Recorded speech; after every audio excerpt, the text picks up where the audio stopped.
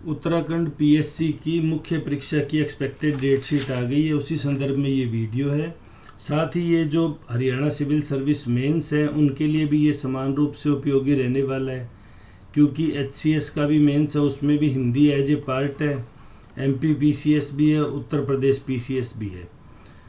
तो उत्तराखंड पीसीएस के नोटिफिकेशन पे पहले चलते हैं। सबसे पहले जो नोटिफिकेशन आया था उसमें जो एक महत्वपूर्ण बात थी पेपर का मुख्य परीक्षा का पैटर्न की, वो मैं आप लोगों के साथ शेयर करना चाहूँगा। यहाँ कुल 7 परीक्षाएं मुख्य परीक्षा में आयोजित की जाती है। 7 पेपर में पहला पेपर है वो भाषा का, दूसरा पेपर है भारतीय इतिहास राष्ट्रीय आंदोलन, तीसरा पेपर भारतीय राज्य व्यवस्था सामाजिक न्याय और अंतर्राष्ट्रीय संबंध, चौथा है वो भारत और विश्व का भूगोल, पांचवा आर्थिक व सामाजिक विकास, छठा सामान्य विज्ञान व प्रौद्योगिकी और सातवां पेपर सामान्य अभिरुचि और आचार संहिता का।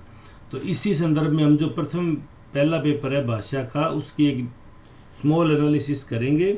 जो 2016 में लास्ट बार पेपर लिया गया था, 5 साल से भर्ती आई नहीं थी, तो अब ये 2022 में हो रही है और अब 2023 में फिर से उत्तराखंड पीसीएस पर ही आने वाली है। तो बात करें, सबसे पहला सवाल वाक्य परिवर्तन का था। अभी सरल वाक्य या मिश्र वाक्य में कन्वर्ट करो। मैं बड़ा ब्रीफली बताऊंगा कि किस तरह के सवाल पूछे जाते हैं। संयुक्त वाक्य की परिभाषा पूछ ली, वाक्य किस कोटि का, फिर उसको संयुक्त वाक्य में बदलवा लिया। वाक्य के जो संदेश हैं, इच्छार्थक शब्द है, संकेतवाचक है, संदेहार्थक है, वो उनका पूछ लिया। अर्धविराम किसे कहते हैं, यानी व्याकरण की भाषा पूछ ली। उपयुक्त वाक्य में विराम चिन्ह लगाने का कह दिया। वाक्यों को शुद्ध करने के 2 सवाल आ गए। अब देखिए कितना अच्छा सवाल था। किसान आत्महत्या के विरुद्ध एक स्लोगन नारा लिखिए ताकि किसानों को मोटिवेशन मिले। ये क्रिएटिव से सवाल होते हैं। आप ये जितना अच्छा अटेम्प्ट करते हैं, इसका असर है वो आपके इन पहले 4 पर भी पड़ेगा और उसके आगे आने वालों पर भी पड़ेगा। बेटी बचाओ बेटी पढ़ाओ की थीम क्या थी, आप यहाँ ध्यान रखें। यहाँ शब्द सीमा 20 है, इसलिए आप इसको जनरल स्टडीज के पर्सपेक्टिव में एक्सप्लेन नहीं कर सकते। सिर्फ एक हिंदी भाषा के संदर्भ में ही आप इसे बता सकते हैं। फिर पर्यायवाची पूछ लिए, फिर समूहवाची संज्ञा पूछ ली कौन सी है, अर्थभेद 2 शब्दों का पूछते हुए वाक्य में प्रयोग पूछ लिया। वाक्यांश के लिए एक शब्द या एक शब्द को वाक्य में वर्णन करना पूछ लिया। फिर पार्ट 2 आता है जिसमें कुल 11 प्रश्न होते हैं। तो देशज और विदेशी 2 शब्द होते हैं, तो देशज शब्दों का अर्थ पूछ लिया, 5 देशज शब्दों के उदाहरण। तो आप मान के चलिए आप कम से कम भी 20 देशज और विदेशी शब्द जरूर पढ़ें, क्योंकि पिछली बार अगर ये सवाल आया तो इस बार देशज या विदेशी शब्दों में कुछ नाम देके और 5 अंकों में पूछा जा सकता है कि इन शब्दों को बताइए ये देशज है या विदेशी। योगरूढ़ शब्दों का योगरूढ़ शब्द पूछ लिए, शुद्ध रूप पूछ लिया, चिन्ह का चिन्ह होता है, पूजनीय का पूजनीय होता है। तो जो शब्द आता क्रिया में लगने वाले प्रत्यय को क्या कहते हैं। फिर समास, तो देखिए हमेशा भाषा व्याकरण का महत्वपूर्ण है, इसका उदाहरण भी पूछ लिया। संधि विच्छेद, महर्षि, अभ्युदय, अभिउदय, उच्छ्वास, आदत है, मतलब जो इसमें आएगा वो संधि विच्छेद करना है। फिर लिंग किसे कहते हैं, इसके प्रमुख भेद पूछ लिए, यानी सीधी डेफिनेशन पूछ ली। सार्वनामिक विशेषण किसे कहते हैं पूछ ली। अब देखिए, translate the following into English, एक सामान्य सिर्फ 1 लाइन का, जबकि एचपीएससी की बात करेंगे तो वहीं आपको 6 से 7 लाइन का मिलेगा। एक भारत के नव जागरण काल में रेनेसेंस आपको आना चाहिए। स्त्रियों के अस्तित्व और अस्मिता की रक्षा हेतु व्यापक अभियान छेड़े, ये अभियान अत्यंत प्रभावी हुए। फिर इंग्लिश में दे दिया 3 लाइन्स में, इनको हिंदी में कन्वर्ट करना था। फिर जो पैसेज दिया गया, पैसेज के आंसर है वो इंग्लिश में करने थे।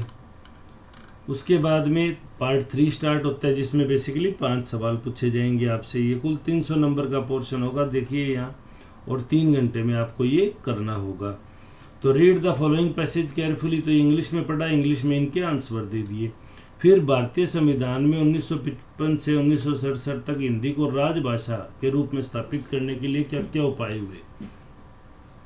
हिंदी के स्वरों के उच्चारण और लेखक संबंधी जो स्टैंडर्ड है, जो मानकीकरण है, उनके ऊपर प्रकाश डालना है। मुहावरे लोकोक्ति पूछ लिए, इनके वाक्य में प्रयोग पूछ लिए। फिर लैंग्वेज की बात करें, गद्यांश पूछ लिया और इसका हिंदी में सारा, वो ऊपर इंग्लिश में था, ये सारा हिंदी में हो गया। फिर आते हैं पार्ट 4 पर। पार्ट 4 में कुल 5 प्रश्न हैं। तो हिंदी अथवा अंग्रेजी भाषा के प्रश्नों के उत्तर निर्देशानुसार संबंधित भाषा में ही देने। तो जैसे ही पैसे दे दिया तो ये इसके उत्तर आप हिंदी में दे सकते हैं। अधिसूचना किसे कहते हैं? अधिसूचना का एक फॉर्मेट बनाना था जिसमें अवकाश के बाद पद ग्रहण करने का उल्लेख हो, तो ये भी आप हिंदी भाषा का कंप्यूटरीकरण, ये भी आप हिंदी में लिख सकते थे। निबंध में यहाँ आपको छूट मिलती है कि आप अगर हिंदी या इंग्लिश जिस भाषा में आप कंफर्टेबल महसूस करें उसमें आप लिख सकते हैं। तो 5 निबंध तो यहाँ पूछ लिए। उत्तराखंड की लोक संस्कृति, देवभूमि उत्तराखंड का प्राकृतिक सौंदर्य, उत्तराखंड का कथा साहित्य, उत्तराखंड में महिलाओं की सामाजिक स्थिति। उसके बाद चयन करते हुए हिंदी या अंग्रेजी में फिर से पूछ लिया और ये 5 पूछ लिए गए। यानी बेसिकली ये इंडिया एंड वर्ल्ड से रिलेटेड आ गया और वो ऊपर वाला जो था वो उत्तराखंड से रिलेटेड आ गया। तो ये आपके बेसिकली सवाल रहेंगे। 36 सवाल पिछली बार पूछे गए थे। उम्मीद है इतने ही सवाल इस बार भी पूछे जाएंगे। बाकी कोई भी आपकी क्वेरीज है तो आप हमें कमेंट सेक्शन में पूछ सकते हो, हम आपको उसका जवाब देने की पूरी कोशिश करेंगे। वीडियो में अंत तक जुड़े रहने के लिए धन्यवाद। नेक्स्ट वीडियो में हम हिस्ट्री का जो पेपर आया था 200 ही शब्दों का, ये 300 का सिर्फ लैंग्वेज था, उसकी एनालिटिकल करेंगे या बात करेंगे उसके ऊपर। वो भी 3 घंटे की अवधि का है। बाकी सभी सब्जेक्ट है वो 200 के, और अकेला भाषा है वो 300 अंकों का, यानी कुल 1500 अंकों की मुख्य परीक्षा होगी। ध्यान रहे भाषा प्रश्न पत्र में न्यूनतम 35% अंक यानी 105 नंबर लाने कंपलसरी है। अगर 105 से कम मार्क्स आते हैं तो आपके बाकी जो मार्क्स हैं वो पेपर ही चेक नहीं होंगे। तो इसलिए उत्तराखंड में लैंग्वेज का एक बड़ा महत्वपूर्ण रोल रहता है। फिर भी अगर आपकी कोई क्वेरीज है तो आप कमेंट सेक्शन में हमें पूछ सकते हैं, उसका जवाब देने की आपको पूरी कोशिश करेंगे। वीडियो में अंत तक जुड़े रहने के लिए धन्यवाद। आपका दिन शुभ हो।